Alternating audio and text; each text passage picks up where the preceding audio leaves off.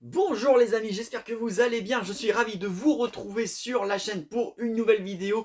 Et aujourd'hui, deuxième vidéo sur ma collection de films en Blu-ray. Donc la première spéciale James Bond. Là, à partir d'ici, je vous présente, on va dire, les autres films. Alors au début, je voulais faire une spéciale Marvel. Mais c'est devenu tellement le bordel Marvel maintenant que j'ai laissé tomber. Voilà, parce que qu'est-ce qui fait partie du MCU, qu'est-ce qui fait plus... Enfin, c'est la merde, puis il y a les séries, il y a les machins et tout, donc les Marvel seront présentés avec le reste, et je ferai vidéo à part à la fin sur les films d'animation et les films d'animation Disney. Voilà, donc là on va attaquer les films classiques. Donc j'ai pas mal de films en Blu-ray, comme vous pouvez le voir un peu derrière. C'est pas de la pure collection, hein, c'est vraiment des films, soit que j'ai aimé, soit que j'avais envie de voir. Voilà, donc je suis plutôt bon public. Et en tout, ça doit me faire à peu près, je dois être pas loin des 1800 films en Blu-ray hein, environ, si ce n'est plus, je sais plus en fait, j'ai arrêté de compter. Donc ça en fait pas mal. J'en ai regardé, on va dire 80%, on va dire, ces films-là. Il y en a encore beaucoup à regarder, à découvrir, même certains à redécouvrir. Donc voilà, j'essaie d'alterner un petit peu les classiques à revoir et ceux que je dois découvrir. Donc là, les films, je vais vous présenter, donc ça va être une cinquantaine cinquantaine de films pardon, par vidéo que je vais vous présenter, parce que sinon ça va faire beaucoup trop long. Et puis bon, bah voilà, je vais pas vous dire, vous expliquer, on va dire clairement ce que je pense du film dans tous les détails, parce que sinon ça va dire beaucoup trop longtemps. Juste vous dire, voilà, j'ai bien aimé, j'ai pas aimé, enfin. Les j'ai pas aimé, normalement ça devrait pas être ici. Hein. Ça, si j'aime pas le film, je le revends direct.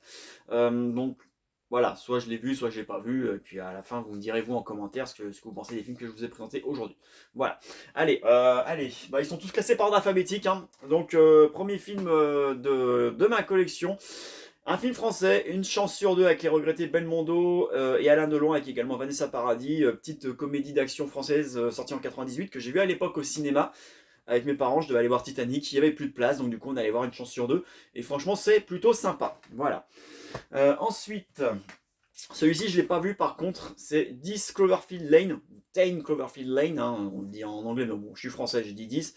Petit thriller qui a l'air sympa, en plus avec un bon casting, des acteurs que j'aime bien, donc Mary-Elizabeth Winstead qui était dans Die Hard 4, voilà, qui jouait la fille de McClane, et John Goodman, qui est un acteur que j'apprécie beaucoup également et qu'on voit pas souvent hein, quand même au ciné, surtout ces derniers temps, donc ça a l'air pas mal, donc voir ce que ça va donner. Ensuite, celui-ci, 10 000 de Roland Emmerich. Roland Emmerich, c'est un réalisateur que j'aime beaucoup.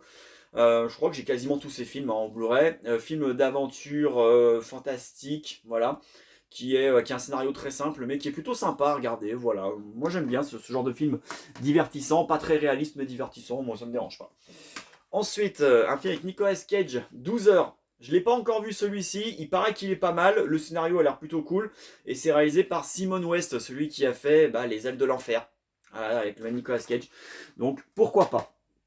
Ensuite, on a 12 rounds, ou 12 rounds, si on veut, avec John Cena. C'était l'un de ses premiers films à John Cena avec The Marine, réalisé par Renny Harlin, hein, celui qui a fait Cliffhanger et L'île aux pirates, donc c'est quand même pas un mauvais réalisateur. Alors, le film est pas mal, mais franchement, il n'y a rien de surprenant, il n'y a rien de novateur, c'est du vu, du revu et du archi-revu. Ça se regarde, mais voilà, ça vaut pas un bon Speed, par exemple. Quoi. Ensuite, un petit film horrifique, 13 fantômes, qui est produit par Robert Zemeckis, donc c'est pas mal, et avec Tony Shalhoub et également avec Matthew Lillard qui faisait le méchant dans Scream et qui a joué Sammy dans Scooby-Doo. Alors c'est pas le film d'horreur du siècle honnêtement, mais il a des effets visuels plutôt intéressants et une ambiance plutôt pas mal. Voilà, donc à la rigueur pourquoi pas, mais j'ai l'impression qu'en Blu-ray il est un peu plus difficile à trouver en ce moment. Ensuite, un film de Michael Bay, un de mes réalisateurs préférés, 13 Hours, ou 13 Hours, on dit en français. Film de guerre, alors c'est pas le film le plus marquant pour moi de Michael Bay, hein, on est très loin d'un Bad Boys ou encore de Rock, mais bon voilà, ça se laisse regarder. Ensuite, on a le 13e guerrier de John McTiernan, et oui, le réalisateur de Predator, avec Antonio Banderas, écrit par Michael Crichton, l'auteur de Jurassic Park. Bon film, fantastique, j'aime bien, mais tu sens quand même que le film a été charcuté au montage, quoi. Ça se sent, ça se voit. Et je pense qu'il aurait pu être encore bien meilleur que ça, mais ça reste quand même un bon divertissement. Très chaud à trouver en Blu-ray en ce moment. Ensuite, un film avec Bruce Willis que j'aime bien, 16 blocs, de Richard Donner, le réalisateur de L'Arme Fatale, malheureusement décédé, avec un bon Bruce Willis dedans. C'est une chasse à l'homme, quoi. Donc moi j'aime bien ce genre de film là, c'est simple, c'est efficace. Voilà, un bon film passé malheureusement un peu inaperçu lors de sa sortie en 2005. Ensuite, on a Two Guns avec Denzel Washington et Mark Wahlberg. Film d'action, alors la première fois que j'ai vu, j'avais pas trop accroché. Là, je me suis refait un visionnage plusieurs années après. Bah maintenant, j'aime bien. Voilà. Donc, voilà, un bon film d'action bien bourrin avec la petite dose d'humour qui va bien avec. Ensuite, Roland Emmerich, il est de retour, 2012. Voilà, bah, c'est un spécialiste du film catastrophe, hein, Roland Emmerich. 2012, alors ça, c'est le genre de film catastrophe qui fonctionne vraiment pour ses effets spéciaux plus que pour son scénario et ses personnages. Voilà, scénario, bon, il y en a pas, hein, on suit une poignée de survivants qui essayent d'échapper à la fin du monde. Et puis voilà, c'est le but, quoi. Donc, mais franchement, niveau effets spéciaux, c'est hyper bluffant, surtout quand on va le voir au cinéma, quoi. C'est pas mal. Donc c'est sorti en 2009, hein. Heureusement, 2012, il est pas arrivé ce qui est arrivé, hein. Mais bon, ça reste quand même du très bon divertissement. Ensuite, 21 Jump Street, voilà, avec Channing Tatum. C'est l'adaptation de la série avec Johnny Depp que perso je n'ai jamais vu, donc je peux pas vous dire si le film est fidèle à la série. Mais en tout cas, c'est une bonne petite comédie policière. Moi j'aime bien, c'est plutôt fun et barré. Et puis, suite au succès de ce film-là, ils ont fait le 22 Jump Street, toujours avec la même équipe. Euh, c'est bien aussi, voilà, c'est très sympa. Ce ne sont pas les comédies du siècle, mais franchement, on passe un bon moment devant. Ensuite, on a le 22 Miles, 22 Miles de Peter Berg. Pareil, c'est un réal que j'aime plutôt pas mal. Peter Berg, il a fait plutôt des bons films avec l'un de ses acteurs fétiches, hein, Mark Wahlberg. Ils ont beaucoup tourné ensemble. Ça, pareil, sorte de chasse à l'homme, on va dire. C'est pareil, c'est pas non plus le film d'action du siècle, mais je trouve qu'on passe un bon moment. Vraiment très sympa, il y a de la tension, il y a de l'action, c'est plutôt bien foutu. Moi j'aime bien, voilà, avec un dénouement final plutôt intéressant. Ensuite, le 28 jours plus tard de Danny Boyle, d'ailleurs il y a le troisième opus qui va bientôt débarquer au cinéma 28 ans plus tard, voilà je crois que c'est ça. Donc là c'est le premier opus avec Cillian Murphy. Euh, Film de zombies, bon, c'est pas vraiment des zombies, mais ouais, moi aussi, on va dire que ce sont des zombies, mais des zombies hyper agiles. C'est pas mal du tout, hein. C'est pas mal du tout. J'aime bien, voilà. Ensuite, on a la suite, 28 semaines plus tard, qui est une suite un peu moins réussie que le premier opus. Hein. On sent que c'est pas Danny Boyle qui est derrière la caméra. Mais ça se laisse suivre. Voilà, c'est plutôt pas mal. Ensuite, un film avec Kevin Costner, 3 Days to Kill. Voilà, réalisé par McG, celui qui a fait Charlie et ses drôles de dames, ou encore Braquage à l'italienne. Ce film est sorti pendant on va dire en fait, ce film c'est l'après Taken. En fait, donc le film Taken avec Liam Neeson par Pierre Morel a tellement eu de succès que du coup, il y a eu pendant un moment une mode de films français où ça se déroule en France avec des acteurs américains. Et des acteurs qui étaient un peu, on va dire, sur le déclin. On a eu Gunman avec Sean Penn. Là, on a Full Ice Hockey avec Kevin Costner à une époque où il tournait plus grand chose. On a eu Liam Neeson avec Taken. Voilà, on a eu cette petite. Voilà, on a également From Paris with Love avec John Travolta. C'est pas des mauvais films, hein. Ce sont pas des mauvais films, mais bon, des grands gaillards comme Kevin Costner par exemple, bon, ils ont fait bien mieux, hein, bien entendu. Donc voilà, bon, ça se laisse regarder. Voilà, c'est pas désagréable, ça se laisse voir. Ensuite, on a le 30 jours de nuit, que je vous avais présenté dans la vidéo des Blu-ray défectueux. Bon film de vampire celui-ci, avec Josh Hartnett. J'aime bien, franchement j'aime bien. Ça change un peu des films de zombies qu'on a eu à l'époque en 2008, hein, style les Twilight. Voilà, là on a un vrai film de vampire bien sérieux et qui va super bien. Ensuite, comédie française de la bande à Fifi, 30 jours max.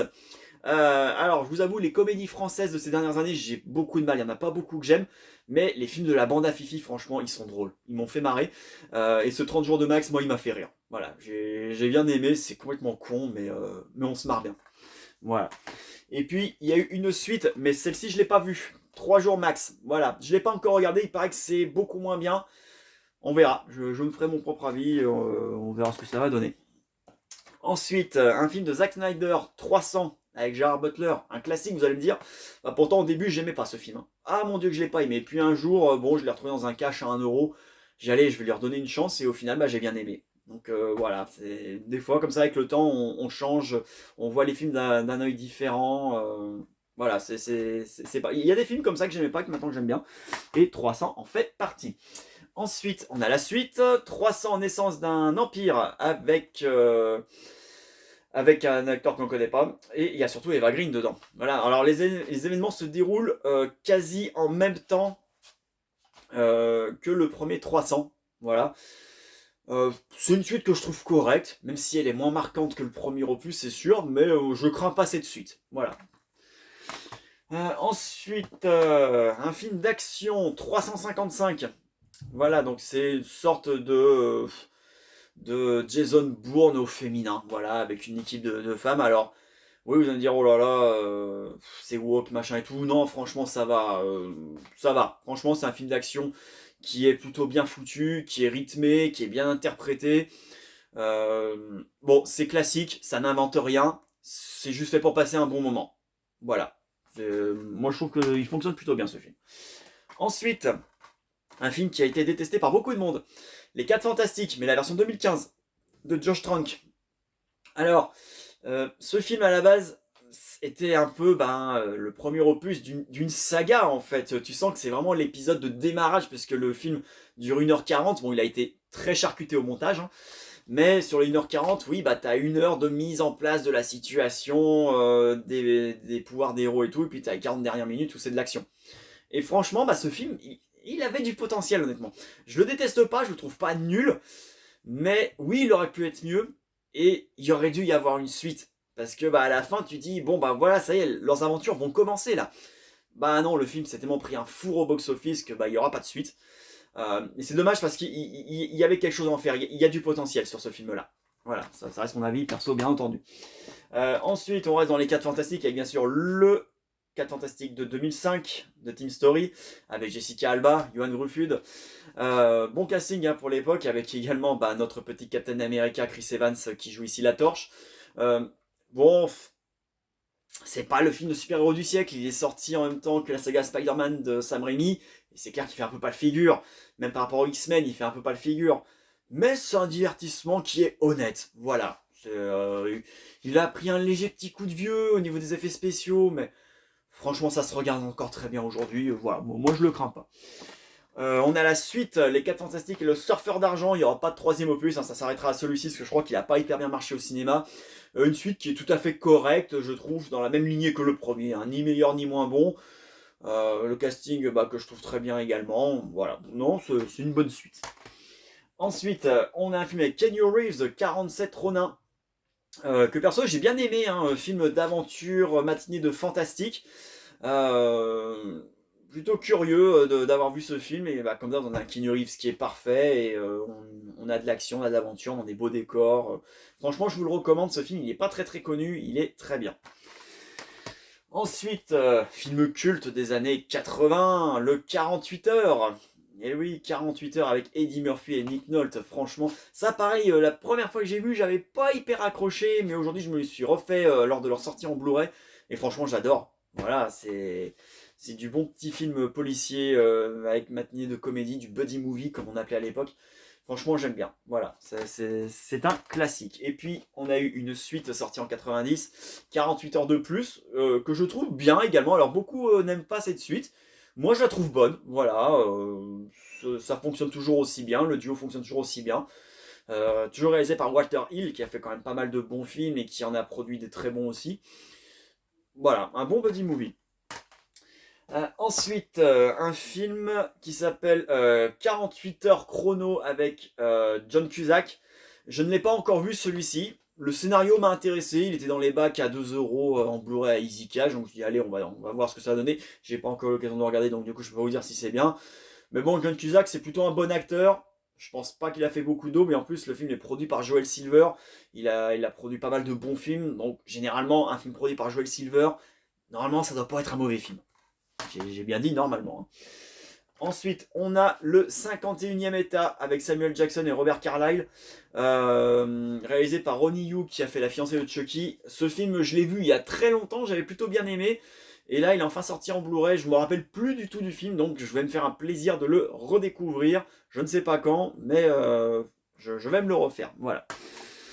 Ensuite, alors celui-ci c'est un Blu-ray custom, je tiens à vous arrêter tout de suite, hein, c'est pas un Blu-ray officiel parce que c'est un film Netflix et l'une des raisons pour lesquelles je n'aime pas Netflix c'est que eux ils ne sortent pas leurs films ni au cinéma ni sur support physique, donc aucune occasion de pouvoir les voir.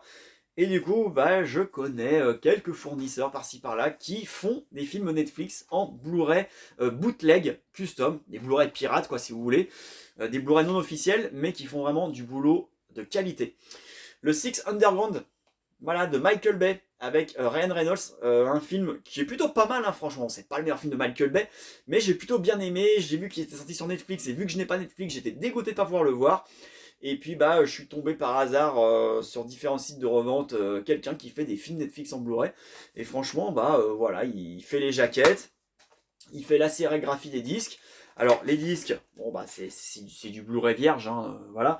Mais bonne qualité d'image, bonne qualité de son, il y a la bonne VF dessus. Et moi je prends. Voilà, toujours mieux de prendre un abonnement Netflix. Hop. Ensuite, on a. Alors, c'est un de mes films cultes. Je sais que beaucoup ne l'aiment pas, mais moi je l'adore. Le 60 secondes chrono avec Nicolas Cage et Angelina Jolie. J'adore ce film. Mon adolescence était bercée par ce film que j'ai vu un paquet de fois. La fameuse Mustang Shelby GT500 Eleanor. Bon, voilà, c'est ma voiture préférée. C'est le remake d'un film sorti dans les années 70 que perso j'ai vu. J'ai pas vraiment accroché honnêtement. Bon, la course-poursuite finale était pas mal, mais je préfère largement 60 secondes chrono. Oui, je suis désolé, c'est pas logique ce que je dis, mais voilà, moi je préfère cette production de Jerry Bruckheimer. Pour moi, ça fonctionne. C'est un très bon film, bien divertissant. C'est un de mes films préférés. Voilà, tout simplement. Je pense que j'ai perdu beaucoup de monde là, en disant ça sur cette vidéo. Ensuite, un film français, 600 kilos d'or pur, avec Clovis Cornillac, un film d'aventure, avec également Bruno Solo. Je ne l'ai pas encore vu celui-ci, donc je ne sais pas si c'est bien. Mais le scénario a l'air intéressant, surtout pour un film français. Je dis tiens, ça peut être plutôt pas mal. Donc à voir ce que ça va donner. Voilà. Ensuite, celui-ci j'ai bien aimé malgré les mauvaises critiques. 65, La Terre d'avant avec Adam Driver. Beaucoup. Je voyais que des critiques négatives sur ce film. Moi je l'ai regardé, j'ai bien aimé. Alors oui, ça met un petit peu de temps à démarrer. Mais une fois que c'est lancé, putain, moi franchement j'ai pris mon pied. J'ai bien aimé. Voilà. Ensuite, on a Les 7 mercenaires, le remake d'Antoine Fuqua. Pareil, c'est un réalisateur que j'aime beaucoup, Antoine Fuqua. Il a fait beaucoup de bons films. Et j'ai pas vu l'original, hein, ni les 7 samouraïs, ni les 7 mercenaires des vieux westerns des années 50-60. J'ai vu que celui-ci, avec un casting de malade, voilà. Et c'est très bien. Voilà, moi j'aime bien. De toute façon, généralement, Antoine Fuqua, il fait rarement de mauvais films. Hein. Même je crois qu'il n'en fait pas de mauvais films. Ensuite, 7 secondes avec Wesley Snipes. C'était l'un de ses premiers téléfilms. Hein, donc c'est sorti en 2007. Bon, c'est pas le film d'action du siècle, hein, clairement, mais bon, c'est un bon petit téléfilm. Voilà, c'est pas sorti au ciné. Hein. C'est un bon petit téléfilm, voilà. Il faisait des films pas trop mal à cette époque. Après, au fur et à mesure, il a commencé à faire un peu des dos, Wesley Snipes, un peu comme Steven Seagal. Quoi qu'il est quand même plus expressif que Steven Seagal comme Wesley. Mais bon, voilà, c'est pas un grand film, mais ça se regarde. Ensuite, on a À bout portant, un film français avec Roche Dizem. Pareil, je l'ai pas vu lui non plus, mais le scénario a l'air plutôt intéressant. Et généralement, les Français, quand ils font des films, des thrillers comme ça, généralement, ils sont pas trop vilains. Donc voilà, à voir ce que ça va donner. Ensuite, l'excellent À couteau tiré. Franchement, j'ai bien aimé ce film de Ryan Johnson, avec Daniel Craig dans le rôle de Benoît Blanc, détective. J'aime bien, moi, ce genre de film d'enquête, un peu à la Cluedo, où en fait tout le monde est suspect et puis au fur et à mesure on découvre un peu que ça peut pas être lui mais que ça peut être elle mais que ça peut être pas elle mais que ça peut être lui, voilà, jusqu'au dénouement final assez surprenant. Voilà, j'ai bien aimé ce film là, donc vraiment une belle surprise. Et puis il y a eu, ils ont fait une suite qui est sortie uniquement sur Netflix, Glass Onion, et que malheureusement n'est pas sorti au cinéma et qui ne sortira jamais en Blu-ray. Voilà, merci Netflix, mais bon, j'ai le Blu-ray pirate. Voilà, c'est la même personne qui m'a fait le Six Underground. Du coup, bah, je l'ai pris et franchement, c'est une suite qui est plutôt pas mal. Alors, je préfère à couteau tiré, honnêtement, mais Glass Onion est pas mal non plus. Voilà, pas mal de rebondissements également, plutôt surprenant. Moi, j'ai bien aimé. Franchement, j'ai bien aimé. Voilà, hein, je vous montre, hein, il a fait la sérigraphie disque et tout. Non, franchement, c'est du bon boulot. Ensuite, un film, une comédie française que j'ai vu il y a pas longtemps à la télé et qui m'a bien fait marrer, du coup je l'ai acheté en Blu-ray, À fond, avec José Garcia. Voilà, c'est pareil, c'est complètement con, mais c'est pas mal, c'est pas mal du tout. Ensuite, À l'aube du sixième jour avec Schwarzenegger, réalisé par Roger Spottiswoode, qui a fait Randonnée pour un tueur ou encore Demain ne meurt jamais. Bon film de science-fiction, franchement j'ai bien aimé ce film-là. C'était pas le film le plus connu avec Schwarzenegger, je sais pas s'il a eu beaucoup de succès à l'époque, mais moi j'ai toujours bien aimé ce film-là. Donc voilà, c'est une sorte de chasse à l'homme un peu à la Total Recall.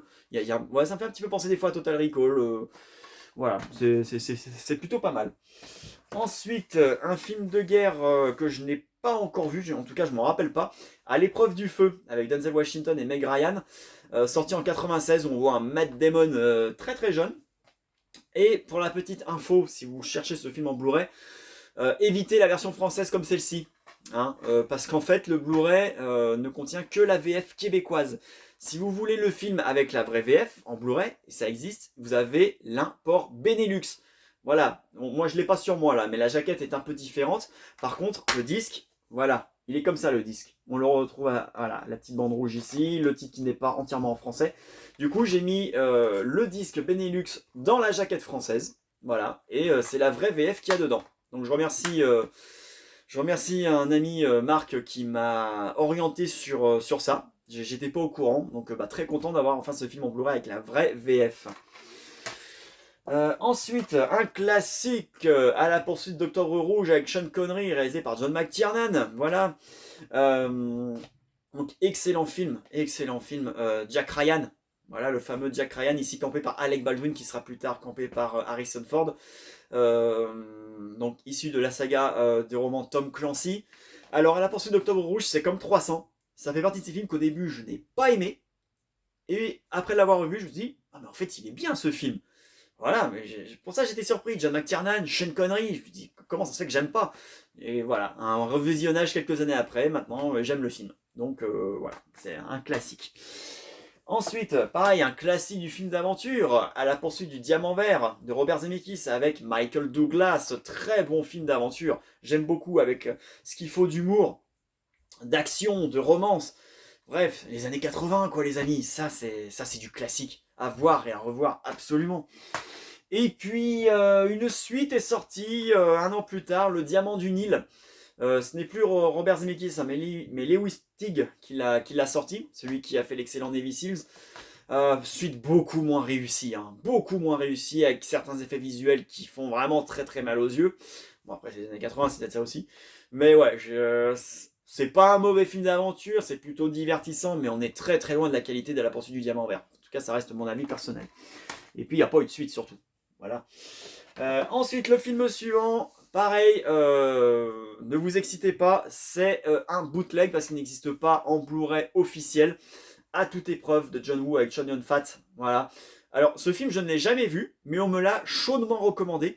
Du coup, je l'ai commandé au fameux publisher, The Publisher, qui est pour moi le meilleur éditeur de bootleg. Hein, ce qui fait vraiment des éditions de qualité. Je refais encore un petit coup de pub pour lui, parce que franchement, il le mérite. Et surtout, c'est un mec qui est très clean. Il nous fait vraiment des Blu-ray mais topissimes quoi. Il te chope des masters HD issus de Blu-ray étrangers, bah oui parce qu'il n'y a qu'en France que ça sort pas, hein. Problème de droit de distribution. Et puis il te colle dessus la VF, il te met en plus des bonus, des fois il te met même des films inédits en bonus également. Donc, franchement, bah voilà, tu sens que ce mec-là, c'est un amoureux du cinéma. Il fait vraiment des éditions Blu-ray, mais comme on voudrait que les éditeurs en fassent plus.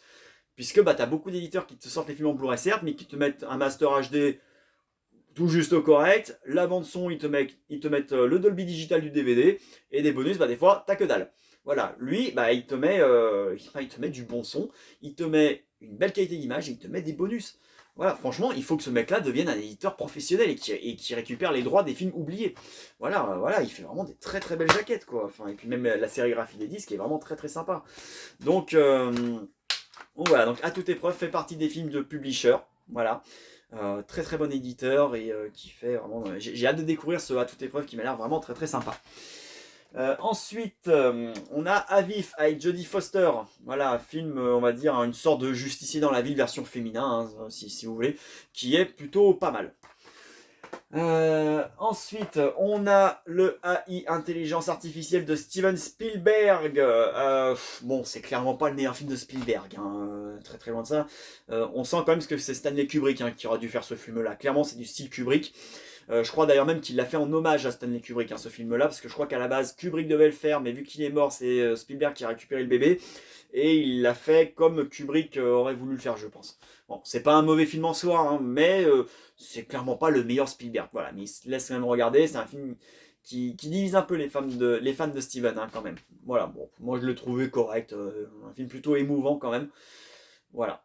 Et on va terminer avec le Abraham Lincoln, chasseur de vampires, considéré pour beaucoup comme un nanar. Alors oui, c'est clair que niveau historique, bon, bah, le président Lincoln qui tue des vampires, bon bah voilà, c'est ce petit côté-là qui est nanardesque, je pense. Mais putain, le film en lui-même, il est plutôt efficace, hein. Il est plutôt efficace. Moi j'aime bien. Je trouve que c'est un bon film de vampire. C'est sorti à la même époque que les Twilight et compagnie, hein, donc franchement, je préfère largement ça à Twilight. Là, on a des vrais vampires. Enfin, je trouve pas que c'est surjoué en soi. Voilà, ça reste du divertissement pur et dur. Voilà, ne cherchez pas la complexité, ne cherchez pas ah, par rapport à l'histoire, c'est pas correct. On s'en fout. On est là pour voir du sang, de l'action, du vampire, et on a. Voilà. Donc oui, c'est pas le film du siècle. Oui, c'est pas le meilleur film de vampire, mais ça se regarde. Voilà, tout simplement. Et bien voilà les amis, je vous ai présenté les 50 premiers films de ma collection de Blu-ray. Voilà, 25 minutes la vidéo, c'est bien, ça n'a pas duré trop longtemps, c'est cool, c'est ce que je voulais. Donc bah, j'espère que cette première sélection vous a plu.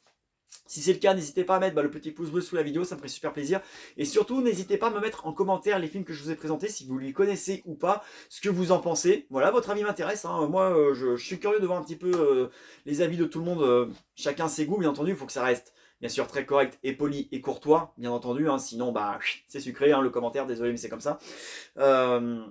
Voilà, votre avis sur les films, ce que vous en avez pensé, votre avis m'intéresse, voilà, je suis assez curieux. Merci à tous de m'avoir suivi jusqu'au bout de cette vidéo, n'hésitez pas à vous abonner à la chaîne si ce n'est pas encore fait, à activer la petite cloche pour ne pas louper les prochaines vidéos, et quant à moi, j'aurai le plaisir de vous retrouver très vite pour une nouvelle vidéo sur la chaîne. Je vous dis à très bientôt, et portez-vous bien, salut les amis!